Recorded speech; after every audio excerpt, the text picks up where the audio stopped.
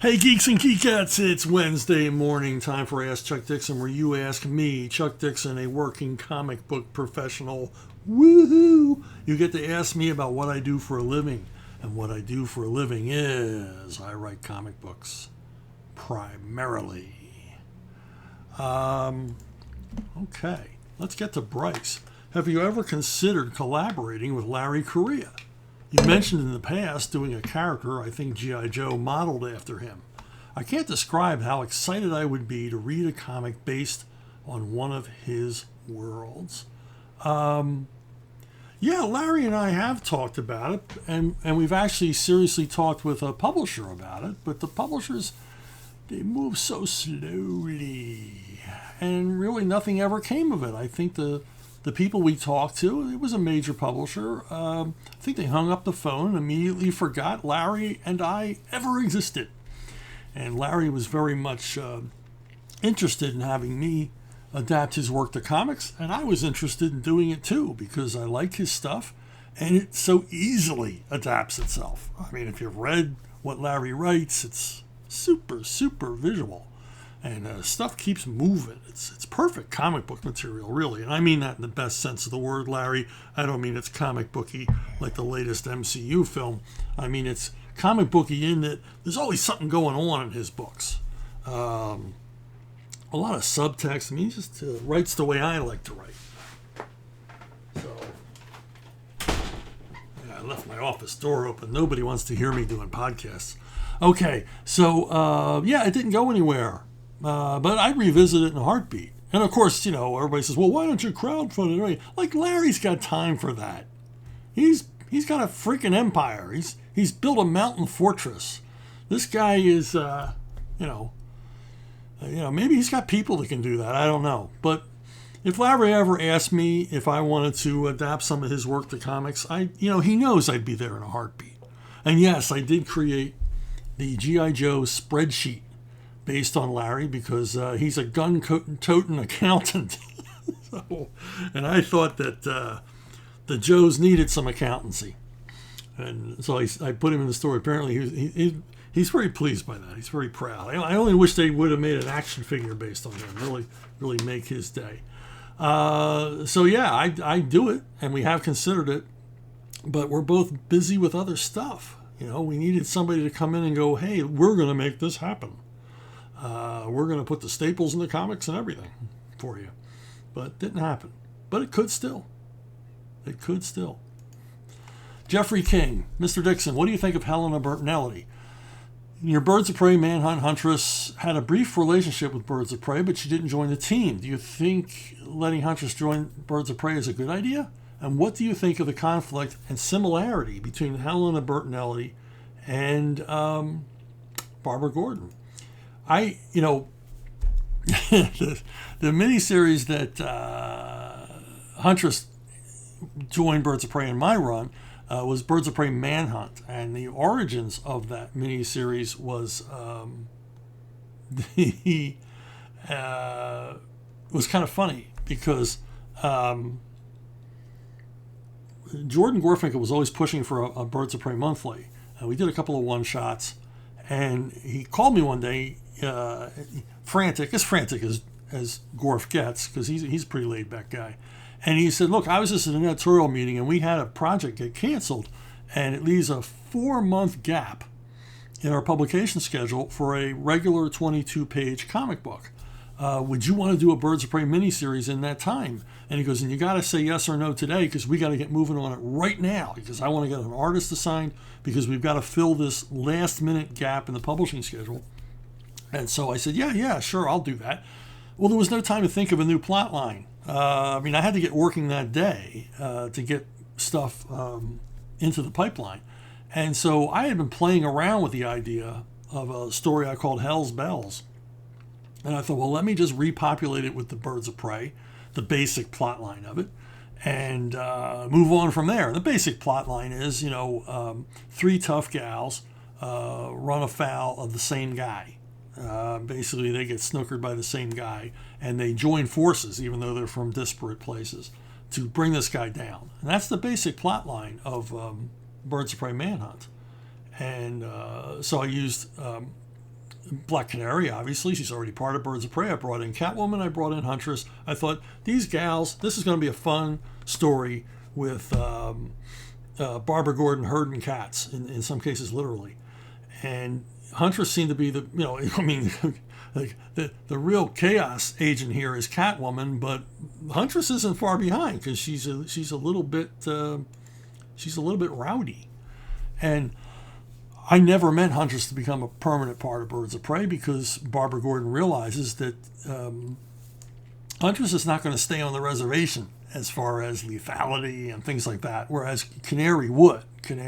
Black Canary and Barbara Gordon basically have the same sense of justice. For all of their personality conflicts or differences, they have the same sense of justice. Huntress is a bit more toward the deadly side. And I don't think, I wouldn't have ever made her someone that Barbara would reach out to, except in a situation like this where it was like desperate. It was desperate for Barbara, and it was desperate for Gorf and I that we get this story rolling. Dara O'Sullivan, you said in a recent video that you enjoy the French comic book series Asterisk. What is your favorite Asterix story, and what are your thoughts regarding the criticism the series has gotten from some quarters about how its art style reduces so many nationalities and cultures to stereotypes? Yeah, I'm a big Asterix fan. I have been for quite a while. I first ran into Asterisk, I'm not sure where. I read something about it when I was in high school, and there were no Asterisk books available here. And so I took a high school trip to Germany, and my first stop was at a news agency to pick up every Asterisk volume I could. Of course, they were in German. Years later, I caught up to the British editions, but longtime fan. Asterix and Cleopatra is probably my favorite because it's one of the earliest ones I read. When your earliest exposure to something really good is usually your best memory because this is totally fresh. But it's a great fish out of water story. I mean, this takes Asterix and Obelix to an entirely alien and exotic place. And there's lots of great gags about the ruins. I mean, how the Sphinx lost its nose and everything else. And the byplay between Cleopatra and Julius Caesar. In the Asterisk series, Julius Caesar is one of my favorite characters because Uderzo. Uderzo drew him in a way, he's never in a pose that's not dramatic. If you want to look at like comic book, posing a character dramatically, posing a character for effect, you can't do better than looking at how Julius Caesar is always portrayed in Asterix and Cleopatra. Even when he's lounging on a sofa, he looks dramatic. And I don't know if this was like a joke on all the stage actors and the Shakespearean aspects of Julius Caesar, but it's really effective because any panel Julius Caesar is in, your eyes immediately drawn to him because his pose is so dramatic. Even in close-ups, he manages to pull off like this lift of the chin or just a lot of subtleties. It's true of all the Asterisk characters. There's a lot of body language, humor going on. Everything about the art puts across the gags, but particularly like Julius Caesar, and he's in this book a lot. I even like the movie adaptation because I think the plot of this book was so strong that it carried, as silly as the movie is, it carries the movie along. It makes it interesting. As far as them portraying stereotypes, well, part of the charm of Asterisk is that he visits varying cultures in Europe and even the New World, and kind of has fun with them. And okay, so what? I don't get it. What's wrong with that? They come to the New World and they meet the American Indians, the Native Americans, and the Native Americans dress in animal skins and dance around a lot. I mean, okay, so what? Is that putting them down? Is it terrible to say Scandinavians are tough? Or the British like tea and sometimes act up at football games, or that the Swiss like cheese and are compulsive neatniks? Are these bad things to say about somebody? I really don't know. I really don't understand it. because like I say, it's part of the charm, especially for Europeans, because Europeans have like a friendly rivalry. If you know anybody from Europe and you've spoken to them, there's like they like here in the United States. I mean, once upon a time we had stereotypes or prejudices or whatever about people from other states. We don't so much do that anymore. But it used to be a big part of our culture that you were either suspicious or derogatory or derisive or dismissive of people that lived somewhere else, even if it was, just across the state line. And in Europe, you got to imagine it's even worse because the cultural divide between these countries, even worse or even more pronounced, I should say, because the cultural divide between the different countries in Europe are far greater than the cultural divide between the states in the United States, especially since the advent of radio and television. We're all, the great uniters. Well, they don't work in Europe because of the language barriers. So, but I never saw Asterisk as anything but other than playful. And given the enormous sales that these books have and have had for a long time across Europe, obviously not many people are offended. So if you're that kind of Twinkie that this really bothers you, I'm sorry. And I should say that, with the passing of Goscinny and Uderzo, there's a new creative team on the book, and I heard a lot of bad things about the new books, and I read one, and I really enjoyed it. The art style was identical. I mean, all of the visual quality of the book was there, and I thought the writing was strong. The story moved along. It had all of the tropes and stuff that you expect in an Asterix story, the running gags, the puns, and there were a number of scenes that I laughed out loud. Which is rare for me these days to laugh out loud at something I'm reading. So I can't remember the names of the two guys that are doing the books now, but I enjoyed the first one I read. It was Asterisk and the Chieftain's Daughter. I thought it was an excellent entry in the series, worthy of the original creators.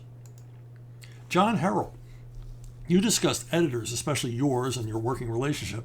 How do you decide on what you listen to, change, and what you ignore, keep? That's such an interesting question when dealing with editors. And I don't know who this guy is, but I wish he was an editor of mine. He just looks like the kind of guy, like, no nonsense. As long as I handed it in on time and it was quality work and I spelt most of the words correctly, he'd be just fine with it, and we could move on. It looks like the kind of guy who is concerned about earnings and sales and, my kind of editor. But too often you work with a kind of editor who, they're not your partner, they're not your friend, they're not interested in the same things you are, they don't want the same things out of your work that you want, they're certainly not interested in your career. So mostly they're there to just annoy you and ask for changes that are unnecessary. And a lot of times they don't like the fact that they wanted to be a comic book writer too, and they either are and aren't as accepted or popular, or they're not as good as you are, and they're never going to be, and there's a bit of resentment. This is only a few editors. Most editors I've worked with have been fantastic, and they wanted to be editors. And a number of editors I've worked with were amazing writers: Archie Goodwin, Denny O'Neil, Scott Peterson, Larry Hama. These guys were terrific writers too. So And none of them gave me the kind of crap that I got from wannabe editors, who basically were jealous of anybody who had a freelance career. Which what the hell? You're going to be dealing with freelancers all day long. You get over it. As to what degree do I listen to? Well, if it's a good editor, I'll listen to everything he says, and we'll have a back and forth. I've talked about Chris Duffy before, how many I really enjoyed exchanges back and forth with Chris Duffy over stuff we were working on SpongeBob. Some of the best conversations I've ever had with an editor. But for the rest, for the hipster and the guy who's annoying, I've always had the 80-20 rule. I will listen to 100% of what the editor says, but I will only make 20% of the changes, which are generally the number of changes that I feel are actually legitimate. And in almost I'm going to say 100% of the time, as we're staying with percentages, the editor who asked for the changes never notices that he didn't get most of what he wanted because he forgot as soon as he mentioned it. He only brought it up to basically ruin my day. And these kind of editors are always the guys who call at 4:30 on a Friday, to ruin your weekend. And it's like, well, you don't have to get to it now. Get to it Monday. Yeah, but I'm going to be thinking about these stupid changes all weekend. You just told me, you want a character changed to a woman for absolutely no reason. The worst one I ever got was an editor who told me about a television show he had watched the night before, and could I make the story closer to what happened in the TV show he watched. And I said, well, I'll think about that for the next script. He goes, no, I want you to rewrite the script you just sent in to reflect the TV show I watched 2 weeks later after you handed the script in. To which I refused. Eventually he fired me, but no big loss there for me. So the 80-20 rule is what I go by, but I wouldn't suggest it for everybody, especially if you want to keep your assignment. Andrew Schweitzer. Recently, I was going over the latter issues of your first run on Robin when I came to issue 86. I was a bit surprised to see your name wasn't on the cover as the writer. This was part of a storyline called Officer Down, in which Commissioner Gordon has been shot in the line of duty. What's even weirder about this issue is that Robin isn't even on the cover of the comic and only appears in 3 panels across 2 pages. My main question is, why was it done this way? Why have this storyline go into an issue of Robin but have it all barely involve the title character at all? Do you also remember why you didn't write this particular issue, and what would you have done to involve him more in the issue? Well, Robin 86, back when Denny was in charge, we would run the crossovers and the events, and everybody would have a say. And everybody would be able to, everybody's book, whatever you were writing, played a part in it. And a part that was intrinsic given the lead character. So if I had a Robin issue that was in Cataclysm or Legacy or whatever, it would be Robin-centric, and it would be designed to fit into the story. Like this is where Robin plays a part in the big event. Well, when Denny left, and that all kind of went out the window, and they just did crossovers and events, and they really didn't give a crap if it made any logical sense or if it involved the lead character of whatever book it was spilling over into. They just sort of wrote one big story, and I remember on this one, this was the result of my last Bat Summit, and there was just no attention paid to what book the story was continuing into. I mean, look at this. It's Robin, and it's got Catwoman and Commissioner Gordon on the cover. So the 2 guys who did the most plotting on this crossover, basically, they gave themselves all the juicy scenes. They gave themselves all the good stuff. On things like Nightfall and all the rest, the good stuff was spread amongst all of us. We were all given huge dramatic high points. I mean, for example, Doug Mensch got to write Batman Breaking Bane's back, but I got to write the aftermath, which was equally important. I got to write the what's next issue. I got to write the issue that everybody had to buy to find out what happened. Okay? So, that was fine with me. And that's the way it always was with these things. We would give each other, one guy would get the hotshot cliffhanger, the next guy would get the resolution, and another cliffhanger, the next guy would get another resolution. And each of us moving the story along with these, dramatic high points. And we all got the goodies. But at this point in the Bat offices, that just wasn't happening. And I think I vaguely recall what happened here, but what happened was I said, look, I'm looking at the breakdown here. And I was handed a breakdown. We didn't do whiteboards or anything else. There was no voting. At the end of the summit, we were handed breakdowns of what we would be expected to do each issue. And it's like, I didn't agree to this. We didn't even get to discuss this. I mean, why can't Tim Drake have a bigger part in this story? Where a side adventure, something interesting. But it was like, no, you got to write what's here. And I says, well, what's here is boring. I don't want to write boring. And what's here doesn't have Robin in it very much. And I said, I can't make this issue work. And so they had someone else write it. So that's the story. I'm still glad I didn't write it because I would have written a boring issue of Robin. And I don't think altogether this event was, such great shakes. Anyway, mostly because of the uncreative process that went into it. It just seemed tired and cliched to me throughout. Maybe you're a big fan of it. I don't know. But it just seemed disjointed. And after all the terrific crossovers and events we had done, this one seemed pretty sad. Okay, Michael Hutchison. As someone who actually used to hang out at a Grindhouse theater, what was your opinion of the Grindhouse movie and its double feature of Planet Terror, Death Proof? And can you use this question as an opportunity to just tell us a few dozen amusing anecdotes about going to a Grindhouse in Philly? Maybe not a few dozen, but if you remember the Grindhouse movie, it was basically one movie with a double feature with made-up trailers in between. And it was a cool idea. Rodriguez and Tarantino, obviously huge fans of 70s cinema, 70s lowbrow cinema.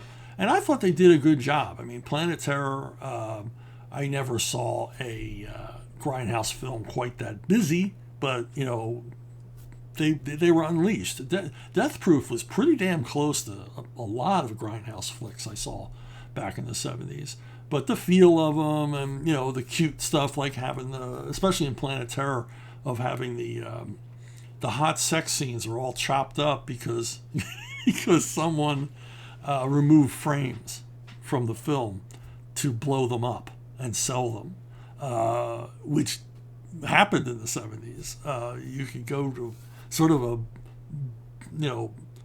bootleg black market in frame enlargements.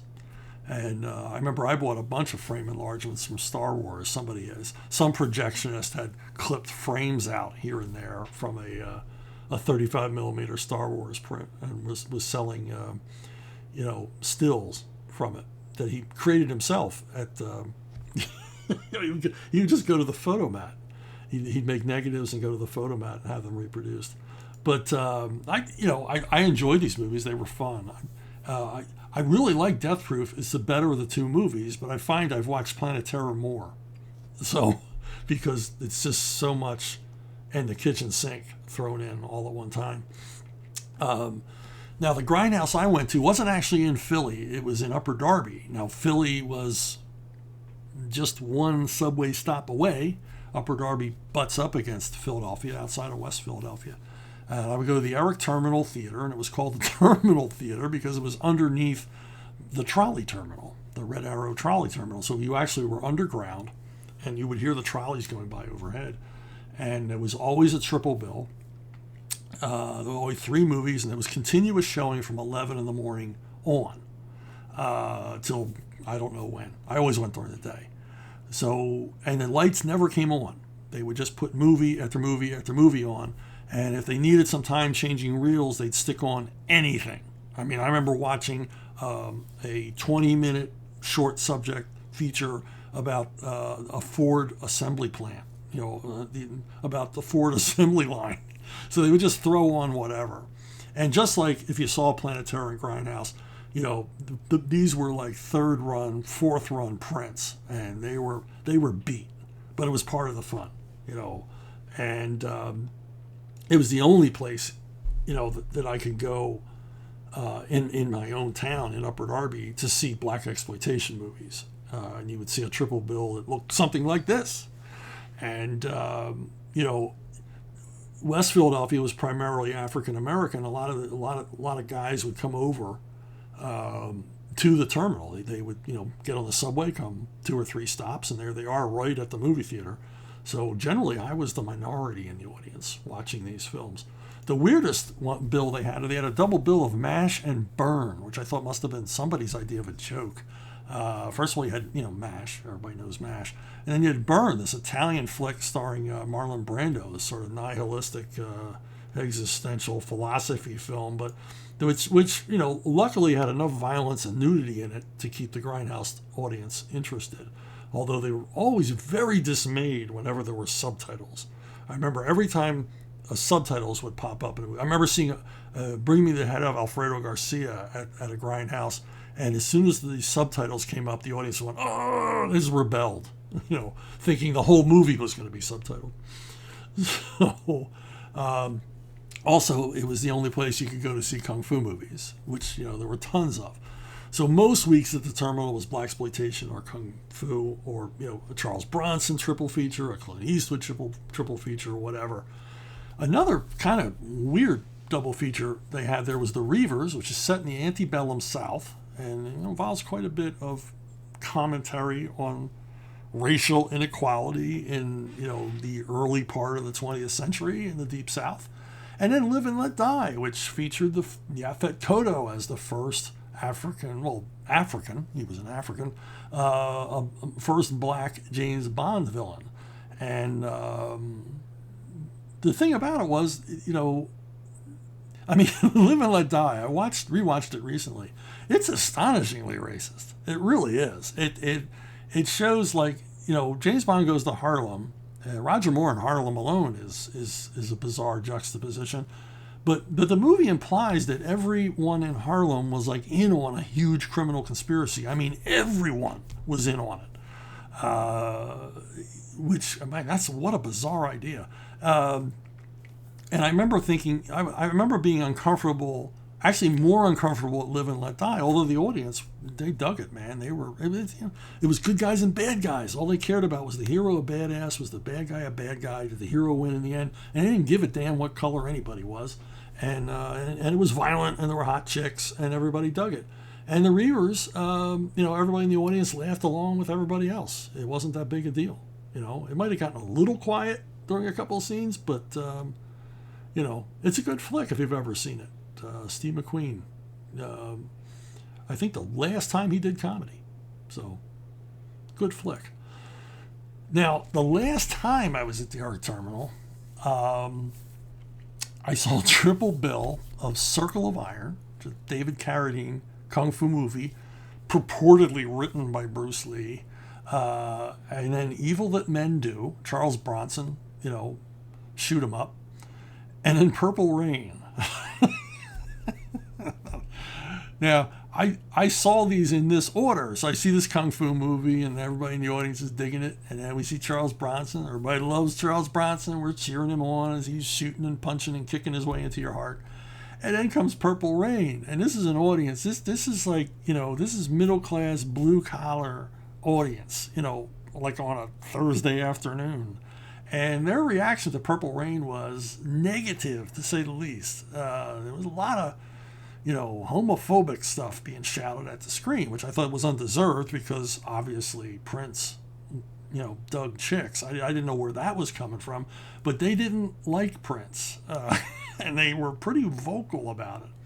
But the best vocal thing that day, and if you've ever been to Grindhouse, and that's the one thing the Grindhouse movie could not reproduce, was the audience participation at a Grindhouse theater. Grindhouses they tend to be interactive. so you got to go there. There's a lot of things going on in the dark you can't see. I remember if I got to the Grindhouse around lunchtime, the smell of hoagies, the smell of vinegar and olive oil could be smelled all over the theater because people would bring their lunches. They just bring lunch and have their cheesesteak or their hoagie while they're watching the movie. I always thought, well, I wouldn't want to do that because I can't see my hands in front of my face. This theater is so dark. I was afraid of what I would look like after trying to eat a hoagie in complete pitch darkness. So it was that kind of theater. And then there was a lot of shouting at the screen, a lot of advice being called out, especially in horror movies. Don't go in there. What are you doing? Whatever. But the Evil That Men Do had the absolute best shout from the audience I have ever heard.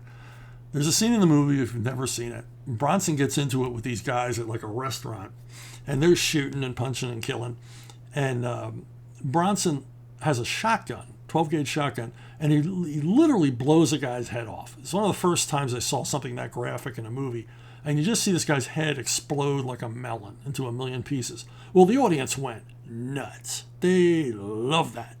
And we're all cheering and stomping and screaming, and let's see some more of that. And but the thing is, Bronson first hit the guy in the chest, and the guy goes over a table. And then Bronson goes to make sure he's wiped him out. And then we find out the guy's got a bulletproof vest on. So that's when Bronson blows the guy's head to a million pieces. And I said, like, we're cheering, we're screaming, we're yelling, we're stomping, we're clapping our hands. Everybody's loving it. And as soon as it gets quiet, this guy yells out, "You should have been wearing a mother effing bulletproof hat, mother effer." And the place just blew up into laughing. I mean, it's pants wetting laughing time because we're all into it. That's like the funniest thing that ever happened. Well, maybe I find it funny, nobody else does, but it was an experience. I miss Grindhouse theaters, and I thank Tarantino and Rodriguez for at least trying to bring back that feel. And they certainly understood what it was like because I think like me, I guess they practically lived in theaters like that when they were younger. Okay, Ben Baker. Good old Ben Baker says, does Alt Hero Q exist in the same world as Alt Hero? When will we see the first crossover with characters from Alt Hero Q and Avalon?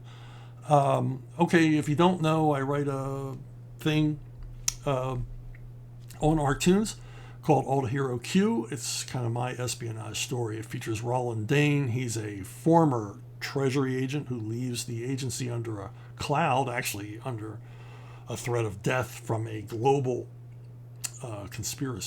criminal conspiracy. And he's a tough guy. He's my favorite kind of character, slob hero. He's real good with weapons. And he begins to take his orders from Q. We all know Q, the QAnon. They get a hold of him, and he basically becomes an agent for them. Now, before you go, oh, Chuck, isn't that like all right-wing stuff? And I was like, yeah, this is a right-wing fantasy. I'm not apologizing for it. You can have your left-wing fantasies. You can watch Handmaid's Tale all day long. You might own a box set of The West Wing. So why can't folks on my side of the aisle have a fantasy now and then? And Roland Dane is the hero in this thing, and he's fighting a global conspiracy, which, in case you haven't noticed, that's what James Bond fights these days. And I'm just having a lot of fun with it, and it does, because of the title, ostensibly take place in the Alt Hero universe, but I don't ever see it crossing over, quite frankly. Maybe a cameo here and there, maybe a mention or an Easter egg in the background, but I don't, I'm going to take the Denny O'Neil approach. I'm not comfortable with like Batman going into outer space with the Justice League to fight aliens. It doesn't work for me. Same thing for Frank Castle, but it's worth checking out. It's a lot of fun. It's a good looking strip, and there's quite a few episodes up right now. And if you like, spy action or, international crime action, I think you'll dig it. Okay, if you want to get a hold of me directly, you go to brunobookstore@gmail.com. Bruno Bookstore @gmail.com. It's the most direct way to reach me. And speaking of action and vigilantes and all the rest of it, I write novels. I've just completed my 10th Levon Cade novel. This is the 9th novel. This is the one out now. The 10th one is still with the editor, my new editor, James Reesner. I'm very excited about that. You go on Amazon. It's on Kindle. It's in print from Wolfpack. It's Levon Cade is a former Marine. He's an Alabama boy, and he just does nothing but get himself into trouble. And which wouldn't bother him so much, except he's got a young daughter he's got to look out for. He's raising her on his own, and sometimes things get complicated. So anyway, I'd appreciate it if you at least check that out. And I certainly appreciate you watching. I appreciate you listening, and the likes and the support and the subscriptions and the questions and comments and all. I love it all. I love contact with you folks, and I want it to continue. So spread the word for me, will you? And I'll see you down the road.